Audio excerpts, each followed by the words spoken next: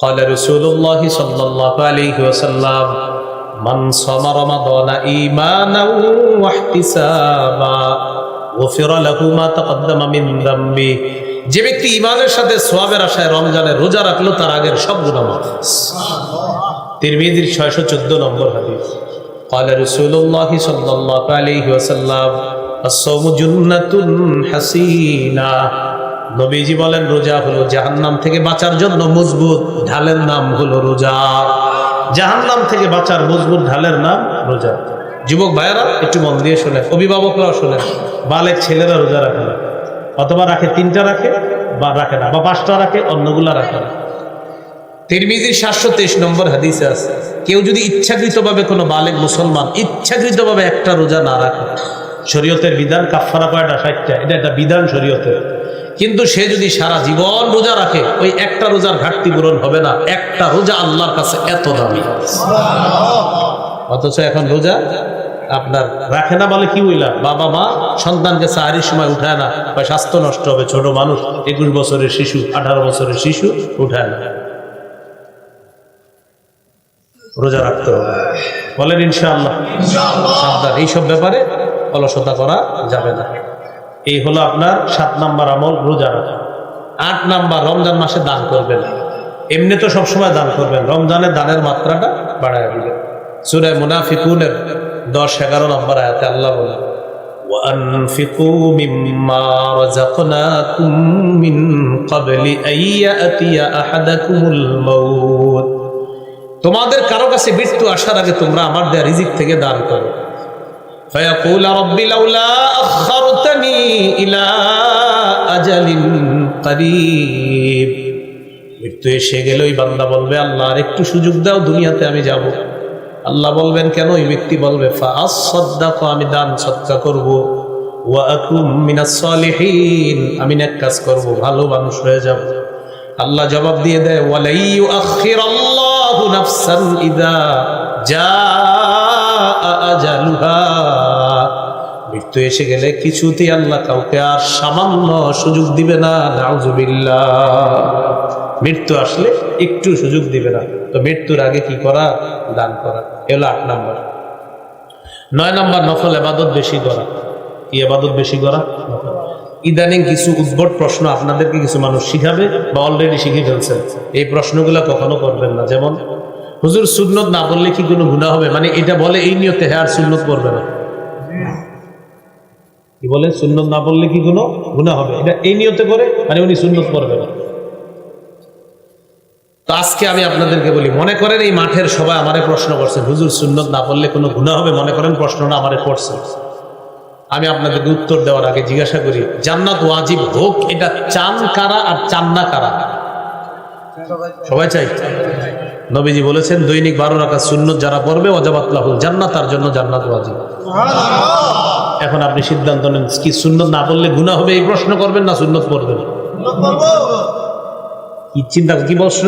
সুন্নত না বললে গুনাহ হবে। তো আমি বললাম সুন্নত কইরা জান্নাত ওয়াজিব হবে, কোনটা চান?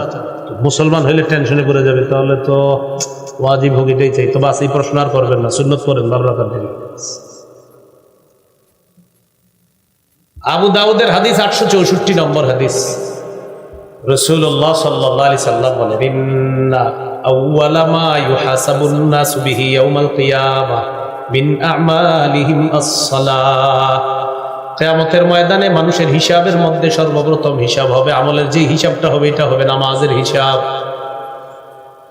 নামাজের হিসাবের মধ্যে যখন দেখা যাবে ফাইন কানাত তাম্মা কুতিবাত লাহু তাম্মা, আল্লাহ তাআলা ফেরেশতাদেরকে বলবেন তার ফরজের হিসাবগুলোর কি অবস্থা একটু দেখো। ফেরেশতারা ফরজ আমলগুলো দেখে বলবে আল্লাহ পরিপূর্ণ আছে। আল্লাহ বলবে সওয়াবটাও পরিপূর্ণ লিখে দাও। ওয়া ইন কানা ইনতাকাসা মিনহা শাইআ, ফরজের মধ্যে ফেরেশতারা দেখবে ঘাটতি আছে, অনেক ঘাটতি আছে।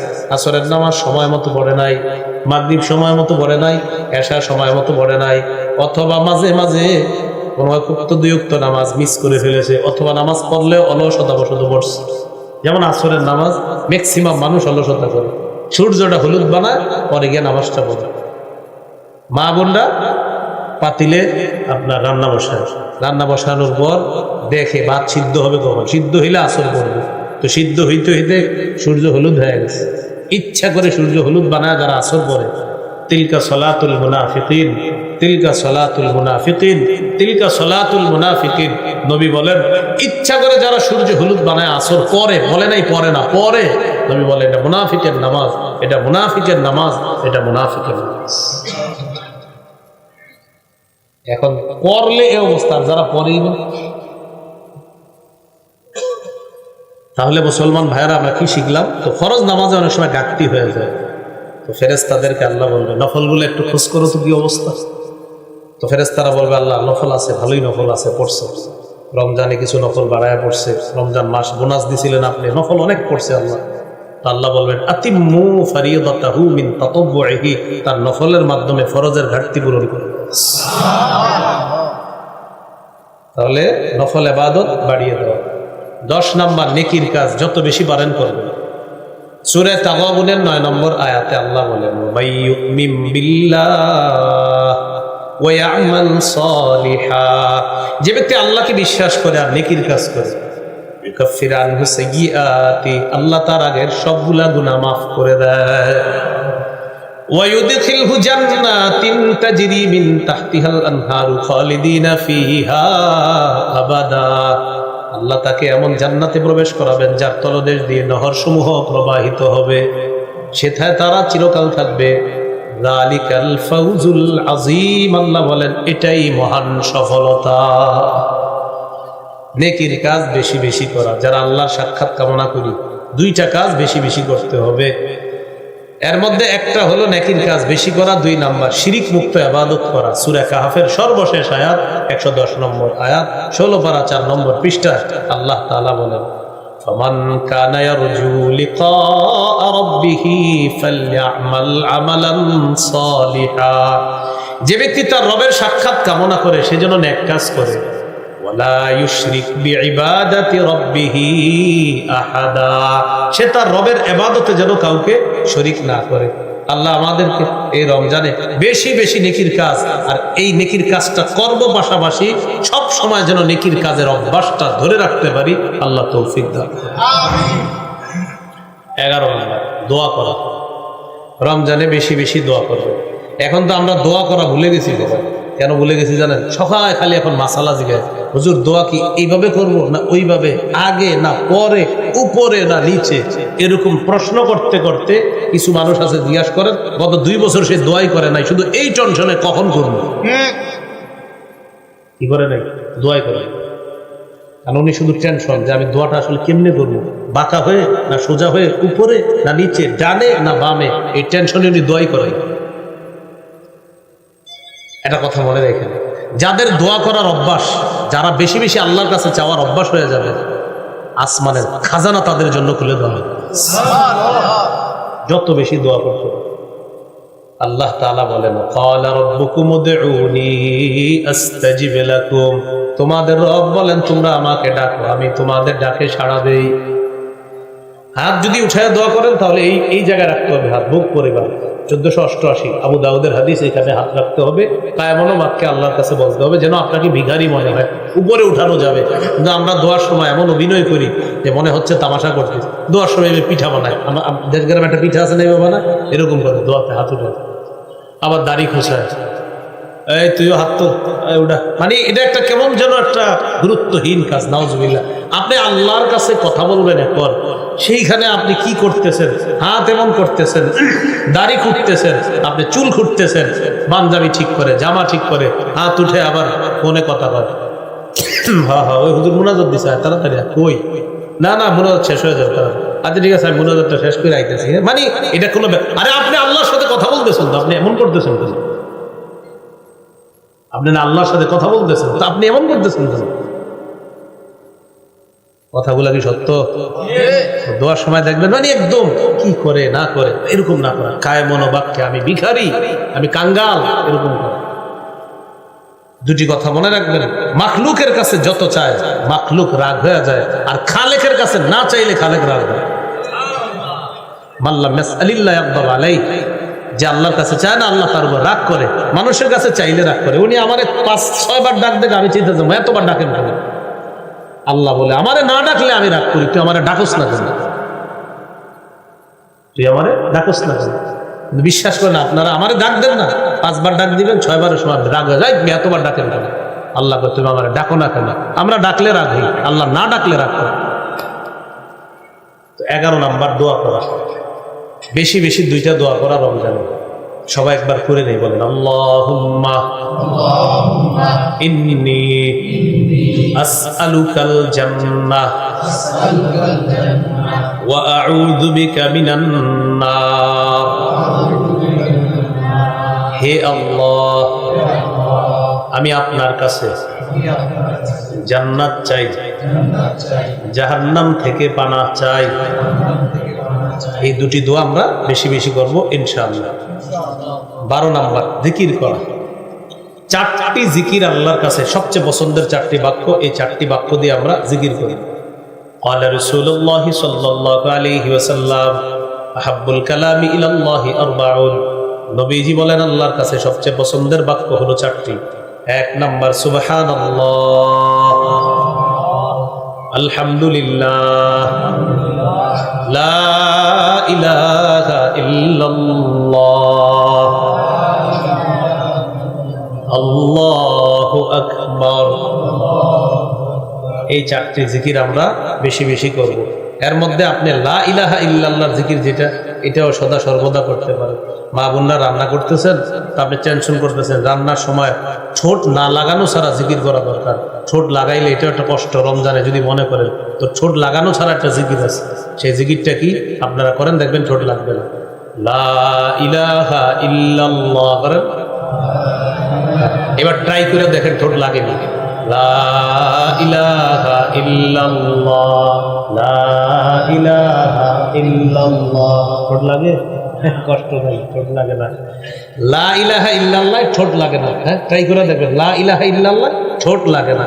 হাদিসে আসছে তিরমিজি 3592 নম্বর হাদিস, একবার যদি ইখলাসের সাথে কেউ লা ইলাহা ইল্লাল্লাহ পড়ে, ইল্লা ফুতিহাত লাহু আবওয়াবুস সামাই হাত্তা তুফজিয়া ইলাল আরশ, আসমানের সবগুলা দরজা খুলে দেওয়া হয় তার লা ইলাহা ইল্লাল্লাহ যেন আরশ পর্যন্ত পৌঁছে যায়। তো আপনি মা বোনরা রান্না করতেছে, রান্না করার সময় বলে দেন লা ইলাহা ইল্লাল্লাহ পড়তে থাকো, তুমি রান্না করতেছো বলো। তো আমরা রমজানের এই মাসগুলা ইবাদতের মাধ্যমে, এইভাবে জিকিরের মাধ্যমে কাটানোর চেষ্টা করবো ইনশাআল্লাহ। 13 নাম্বার, সারাদিন রোজা রাখলেন, রাখার পর ইফতার করবেন। 14 নাম্বার ইফতার করাবেন। 13 নাম্বার ইফতার করা, 14 ইফতার করানো। যেখানে ইফতার করানো অনেক ফজিলতের কাজ। অনেক সময় কি হয়, আমরা প্রতিবেশী ধনী থাকলে ইফতার করাইতে চাই না, যে ধনী মানুষ কি খাওয়াবো না, ধনী মানুষকেও আপনি ইফতার পাঠাবেন বা ওনারে দাওয়াত দিবেন আপনার বাসায়। কেন? রোজাদারকে ইফতার করানোর ফজিলত থেকে আপনি বঞ্চিত হবেন। তাহলে গরিবদেরকেও ইফতার খাওয়াবেন, আর আপনার প্রতিবেশী যদি ধনীও হয় তার জন্য পাঠাবেন, উনিও আপনার জন্য পাঠাবে। এটা হলো মহব্বত, ভালোবাসা আর ইফতার করানোর ফজিলত কামাই করার জন্য। তাহলে 13 নাম্বার ইফতার করা, 14 নাম্বার ইফতার করানো। 15 নাম্বার ইফতারের সময় দোয়া করা। তিরমিজি 3598 নম্বর হাদিস। হাদিসটি শোনানোর আগে আমি আপনাদেরকে একটু বলি, কাল কল্পনার জগতে আপনারা নিয়ে আসেন। রমজানে আর কল্পনা লাগবে না, সরাসরি মনে করেন সামনে আলুর চপ, বেগুনি, শরবত, মালটা, আপেল, কমলা সব আছে। এই মুহূর্তে খিদাটা একটু পরে 5 মিনিট পরে ইফতার, কি মন চায়? খাইতে মন চায় না, কিন্তু খাই না কেন? কার হুকুম নাই? এ দেখেন সব সামনে আছে, ডিলিশিয়াস খাদ্য, লোভনীয় খাদ্য, খাই না কেন? আমার রবের হুকুম আসে না, তাই খাই না। তাহলে রব কতটা খুশি হয়, দেখো আমার বান্দা সব খানা নিয়ে সামনে বসা, ও খায় না, ও আমারে ভয় পায় তাই খায় না। আমি একটু পরে ওরে হুকুম করব, তখন খাবে। তো ওই সময় আল্লাহর সাথে আপনার রব সম্পর্কটা কতটা মজবুত হলে আপনি তখন রবের হুকুম অমান্য করে খান না, সম্পর্ক কতটা মজবুত, ওই টাইমে দোয়া করবেন কবুল। ইফতারের সময় দোয়া কবুল, ইফতারের সময় দোয়া করবেন। তিরমিজি 3598 নম্বর হাদিস। قال رسول الله صلى الله عليه وسلم ثلاثة لا ترد دعوتهم, 3 ব্যক্তি দোয়া ফিরিয়ে দেওয়া হয় না। 1 নাম্বার الصائم حتى يفطر, রোজাদার যখন ইফতারের সময় দোয়া করে তার দোয়া ফিরিয়ে দেওয়া হয় না। 2 নাম্বার ইমামুল আদিল, ন্যায়পরায়ণ পুরুষ শাসকের দোয়া ফিরিয়ে দেওয়া হয় না। ন্যায়পরায়ণ পুরুষ শাসক, কি শাসক? কি শাসক? ন্যায়পরায়ণ পুরুষ শাসক। আবার বলেন কি শাসক? ন্যায়পরায়ণ পুরুষ শাসকের দোয়া ফিরিয়ে দেওয়া হয় না। পরায়ণ পুরুষ শাসক। আল্লাহ যেন কিয়ামতের আগে আমাদের বাংলাদেশে কোনো নারী শাসক আর না আনে। রাসূল সাল্লাল্লাহু আলাইহি সাল্লাম বলেন, লা ইউফলিহা কওমুন ওয়াল্লাহু আমরাহুম ইমরাআতান, ওই জাতি কিছুতেই সফল হবে না যে জাতি তাদের নেতৃত্বে কোনো নারীকে বসায়। এই জন্য আল্লাহর কাছে দোয়া কর, আল্লাহ আমাদের দেশে একজন ন্যায়পরায়ণ পুরুষ শাসক আপনি দিয়ে দেন। হ্যাঁ, ন্যায়পরায়ণ পুরুষ শাসক। এরপরে যদি কারো মনে হয় না হুজুর আমরা নারী শাসক চাই, আপনি একটা পোস্টার বানাবেন, আগামীতে নারী শাসক দেখতে চাই, হাদিসের ভাষ্য অনুযায়ী সারা জীবন হতভাগা থাকতে চাই, এরকম লিখে লিখে। যদি বলে নারী শাসক দেখতে চান তো লিখে দিয়ে নিচে আমি হতভাগা থাকতে চাই। এই যে আপনি কেউ কিছু বলবেন না, কারণ আপনি নিজেই সিদ্ধান্ত নিয়েছেন আপনি পুরা কবল থাকবেন, হতভাগা থাকবেন। আপনি চান আপনার ভাগ্য যেন পরিবর্তন না হয়, এটা তো আপনি নিজেই চান।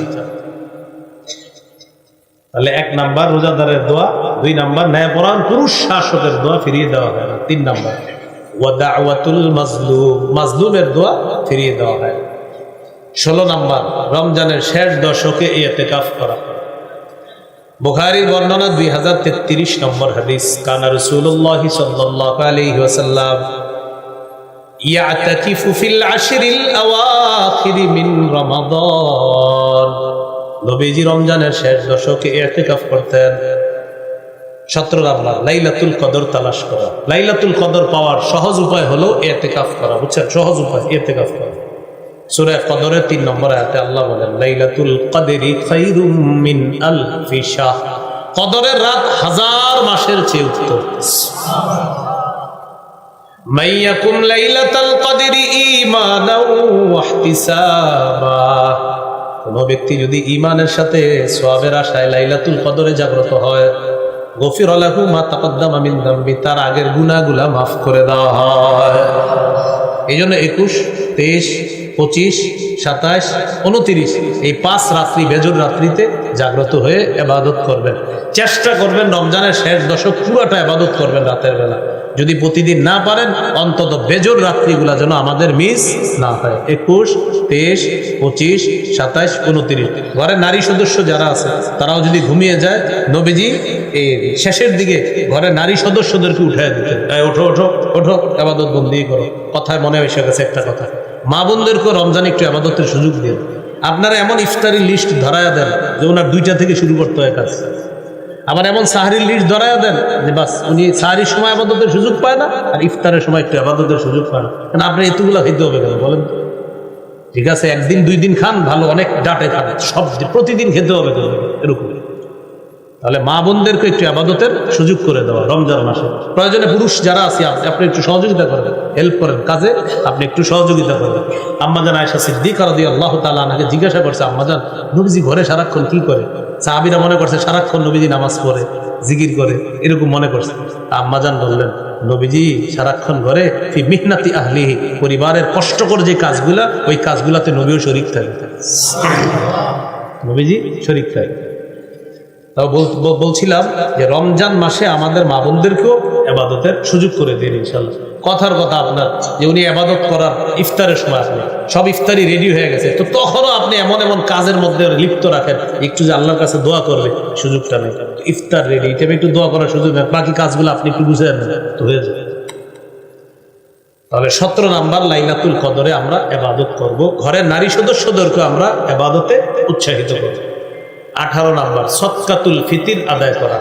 এটা এলাকার ওলামায়ে কেরাম আছে যারা পাশে দাওরা হাদিস মাদ্রাসা 2-3টা আছে রাস্তার ওই পাশে ওলামায়ে কেরামের সাথে পরামর্শ করে আপনারা এই বছর সদকাতুল ফিতির কত হয় এটা জেনে তারপর সদকাতুল ফিতিরটা আদায় করে দিবেন। এই হলো রমজানের মৌলিক 18টি করণীয় বললাম। গুরুত্বপূর্ণ অংশ 6টি বর্জনীয়। কয়টি? এটা বেশি গুরুত্বপূর্ণ। 1 নাম্বার ঝগড়া বর্জন করা। সহিহ বুখারীর 1904 নম্বর হাদিস, রাসূল সাল্লাল্লাহু আলাইহি সাল্লাম বলেন, ইজা কানা ইয়াউমু সাওমি আহাদিকুম ফালা ইয়ারফুস ওয়ালা ইয়াসখাত, তোমাদের কেউ যখন রোজা অবস্থায় থাকবা সে যেন অশ্লীল কথা না বলে, সে যেন বাদানুবাদ না করে।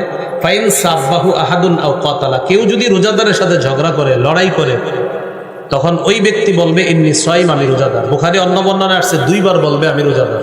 তাহলে এই রমজানে আমাদের সাথে কেউ ঝগড়া করতে আসলে আমরা 2 বার বলবো আমি রোজাদার, আমি রোজাদার। কয়বার বলবো? 2 বার।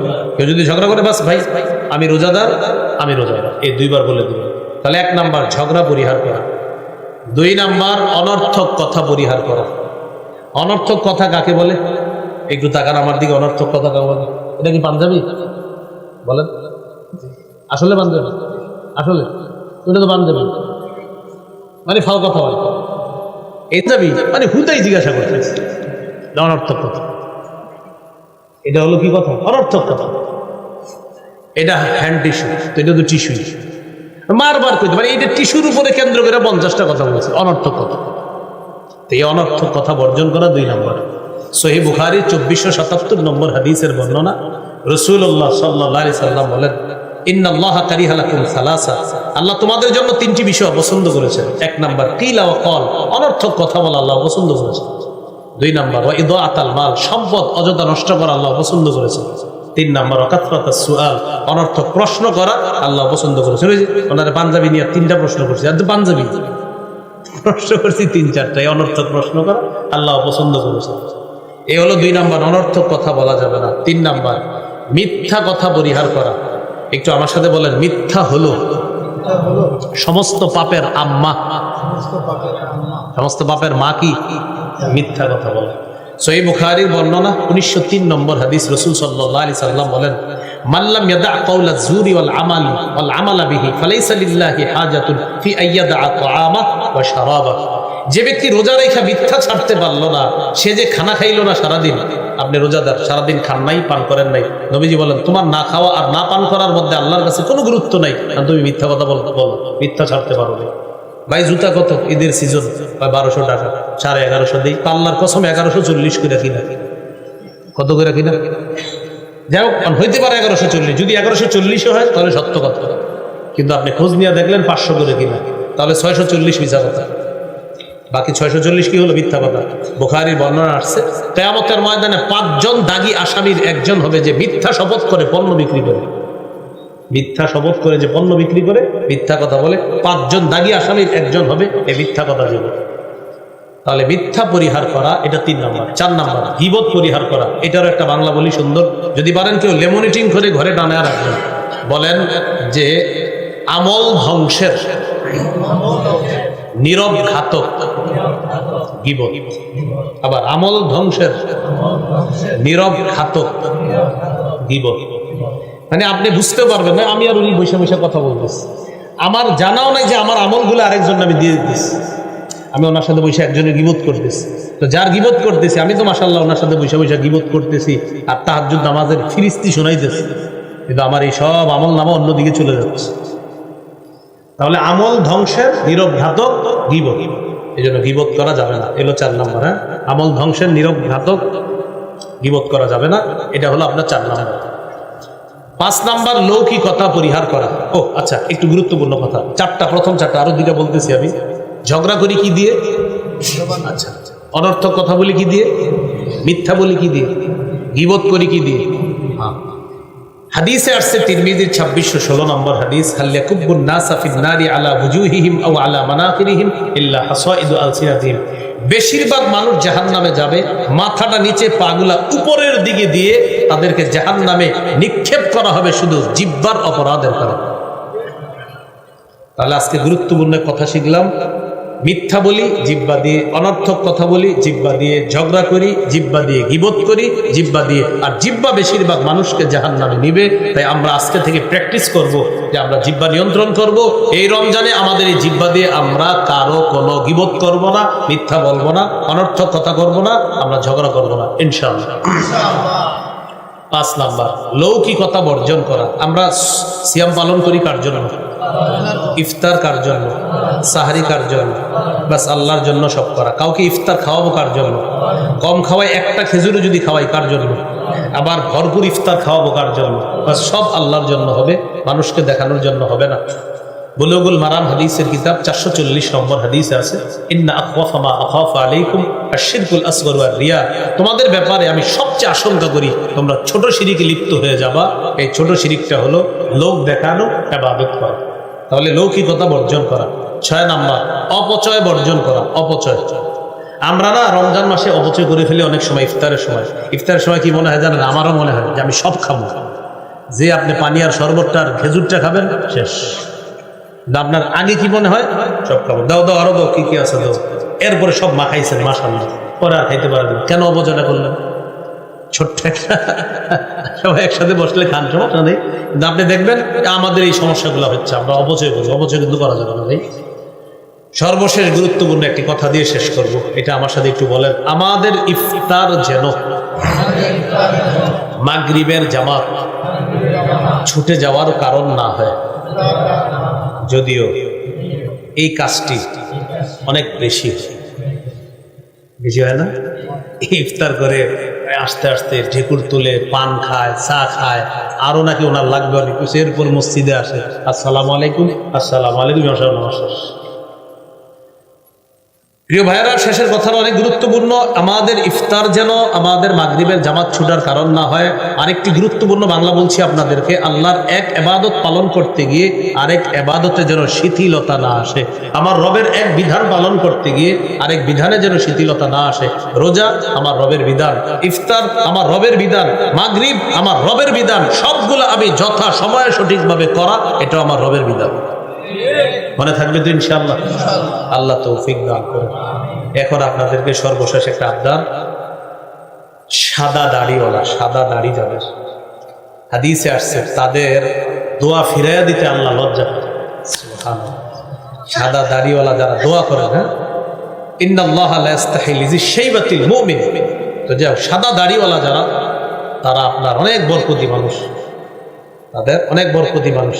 হাদিসে আসছে ইকরামা বিশাইবা, যে সাদা দাড়িওয়ালা যারা, তাদেরকে সম্মান করার কথা আসছে। এটা আপনার যে আল্লাহকে সম্মান করা, সাদা দাড়িওয়ালাকে সম্মান করা মানে আল্লাহকে সম্মান করা, আল্লাহকে, হাফেজে কোরআনকে সম্মান করা, আল্লাহকে সম্মান করা আছে।